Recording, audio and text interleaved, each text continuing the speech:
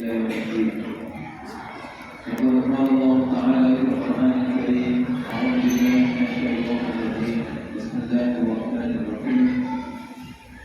إني نذرت للرحمن صوما فلن أكلم اليوم إنسيا. صدق الله العظيم وصدق رسوله الكريم ونفعنا ذلك المشاهد الكافرين. Amma ba'du, yang sama-sama kita hormati pimpinan ranting Muhammadiyah Klaten sekarang dan pimpinan ranting Aisyah Klaten beserta seluruh kelompok dan seluruh jamaah hadirin yang dimuliakan Allah, beserta juga ketua takmir Masjid Al-Muhajirin Klaten yang berhormati Mas Budi Ustadz yang menjadi sahabat sekaligus penghubung kemarin dalam acara ini. Alhamdulillah sampai menikah kita kasih satu paling masjid menikah. Dimuji Allah selalu berpaling berkah, berpaling pertolongan, berpaling keberkahan kebahagiaan untuk kita, sehingga insya Allah menghibur di bulan Ramadan menikah nopo ingkang kita lampahi sebagai ibadah pengabdian kepada Allah saged dados wasilah kesalehan dan ketakwaan kita. Amin Allahumma amin. Salawat dan salam kita berkurangkan kepada Rasulullah Muhammad SAW. Mugi-mugi kita saged melampaui ajaran beliau sehingga makin beliau kita ditempelkan di makna manusia dan ikuti aku sebagai umat beliau. Yang bukan itu menuntut pertolongan dan berikut kecuali pertolongan Allah, pertolongan amal soleh kita dan juga syafaat dari Rasulullah Sallallahu Alaihi Wasallam. Bapak Ibu yang terhormati, ini tentu saja temanya tentang puasa, tapi mungkin banyak orang membalik atau membahas tentang takwa, tentang makna puasa, tentang puasa yang harus ikhlas, tentang puasa yang di dalamnya harus kita amaliatkan banyak amal-amal kebajikan, termasuk dampak-dampak puasa yang lain, termasuk mungkin pembahasan mengenai zakat fitrah dan seterusnya. Dulu mungkin temanya hampir mirip, tetapi Gula ingin mengembangkan kepada fakta-fakta mengenai manfaat puasa didasarkan pada penelitian-penelitian yang dilakukan oleh beberapa peneliti serta paparan-paparan yang sampun dijelaskan oleh para ulama terkait dengan puasa. Bapak Ibu, dengan Al-Quran puasa itu istilahnya menggunakan promo Injilnya bahasa Jawa. Siang, siang, panjangan siang, ya alhamdulillah siang. Naik popo, panjangan poso, yang atas, panjangan tapi poso, panjangan siang. Terus istilah puasa yang Al-Quran itu menggunakan dua kata. Yang pertama ini mereka kata siang, yang kedua kata saum. Dan ini wonten maknanya masing-masing, meskipun berasal dari kata yang sama. Namun itu kalau siang itu artinya puasa yang sifatnya itu lahir, sifatnya itu zahir, sifatnya itu yang tampak-tampak. Terus siang, istilah siang ini dalam bahasa Arab bermakna puasa yang bersifat fikih atau bersifat zahir. Karena bersifat zahir, maka kata siang disebut di Al-Quran di surah Al-Baqarah ayat 183. Itu kata siang kutiba alaikum siyam kama kutiba alal ladzina min qablikum la'allakum tattaqun. Ayyaman ma'dudat wa man kana minkum maridan aw ala safarin fa'idatun min ayyamin ukhra. Ila akhir ayat. Jadi kenapa siang fikih ini dimaknai sebagai fikih, sebagai zahir, karena ayatnya itu menjelaskan persoalan-persoalan fikih. Jadi misalnya makna siam itu secara zahirnya adalah syariat.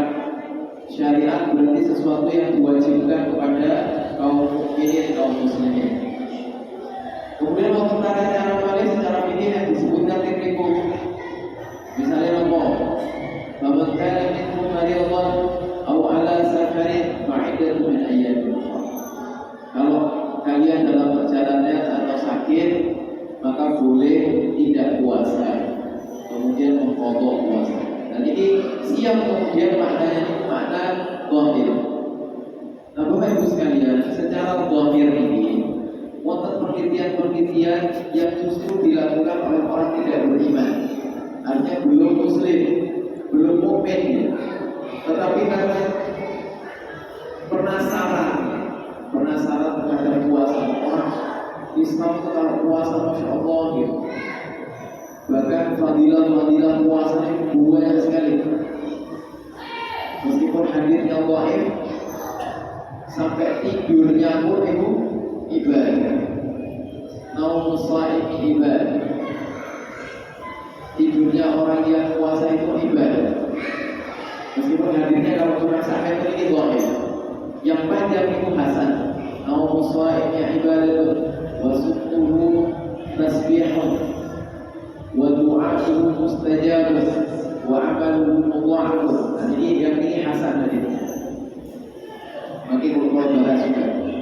Jadi Masya Allah, ini orang non-muslim ini benar-benar ingin mengetahui dari penasarannya apa sebenarnya fadilah puasa itu. Yang bagi orang Islam kadang-kadang juga dia sebagai puasa itu ada senang-senang. Dan alhamdulillah memang ketika puasa suasananya menyenangkan ya.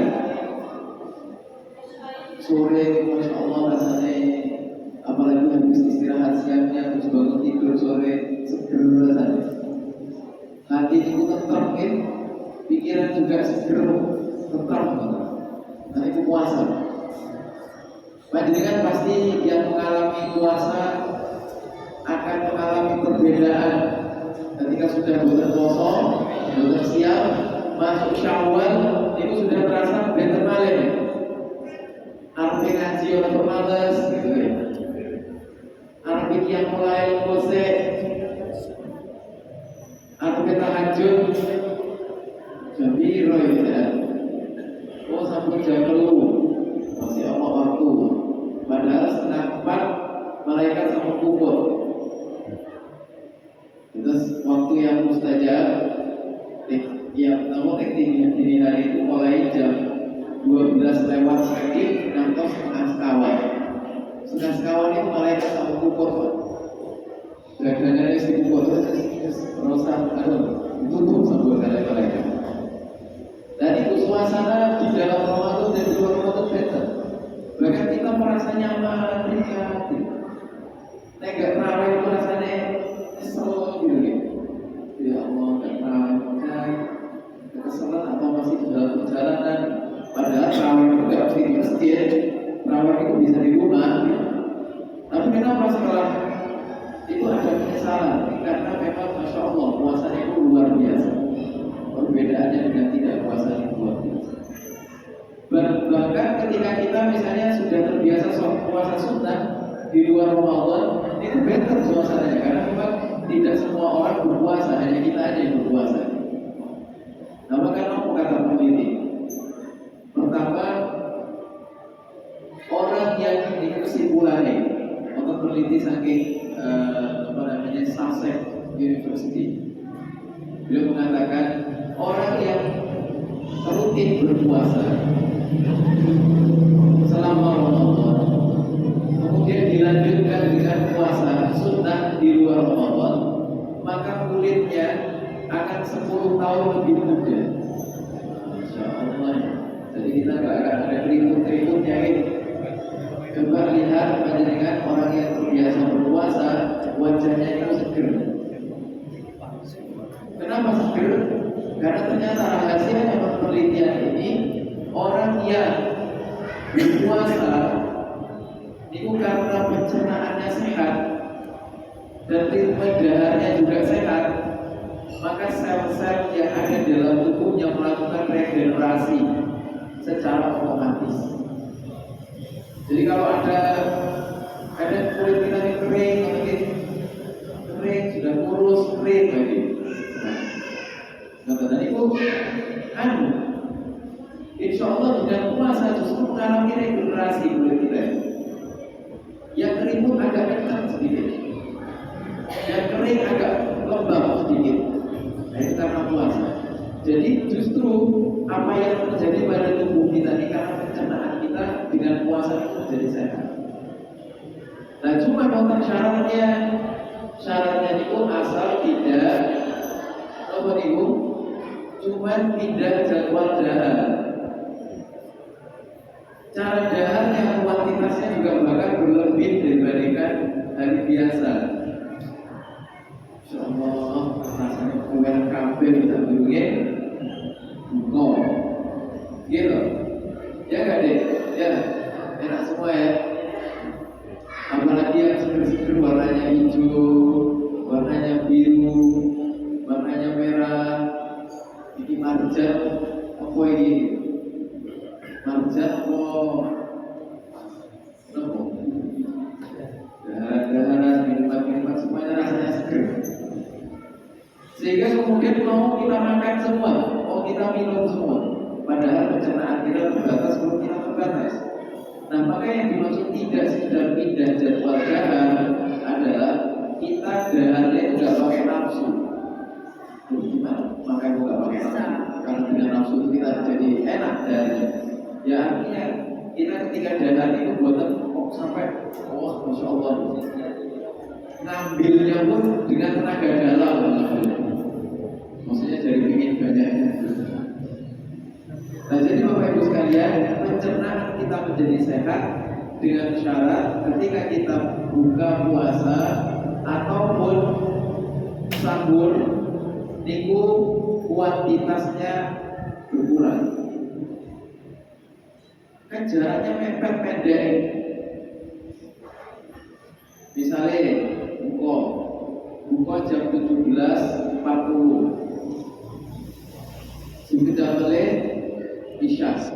Kalau kita kekenyangan, arpe ruku, arpe sujud, arpe tahiyat iftirash duduk di antara dua sujud ataupun duduk tahiyat akhir, itu kok jomblang gini karena perutnya nggak bisa menahan beban kekenyangan.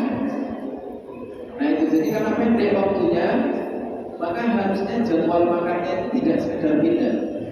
Nah di penelitian ini juga disebutkan pencernaan orang itu dia selesai mencerna di perut kita itu selesai mencerna itu setelah 4 jam.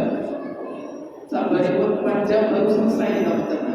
Jadi misalnya kita 17.40 ujung dahar kurma langsung es gorengan roti buah semua masuk, kemudian tambah nasi, lengkap sudah itu, dan itu 4 jam baru selesai. Alhamdulillah kalau rokok yang perut kita ini aman, gitu. Medali sampai mawar, medali sampai mawar, karena memang pencernaan kita di setting seperti itu. Tapi kasihan perut kita ini jika kita 4 jam. Ini kan sama mau tadi istirahat atau jeda, tapi sebelum 4 jam kita tambah tadi mobil balik. Kasihan aslinya perut kita. Kalau boleh teriak, usus kita ini mungkin akan protes. Dan biasanya mau terkode kamu. Kadang perut kita belum kenyang, atau perut kita rasanya agak gimana gitu.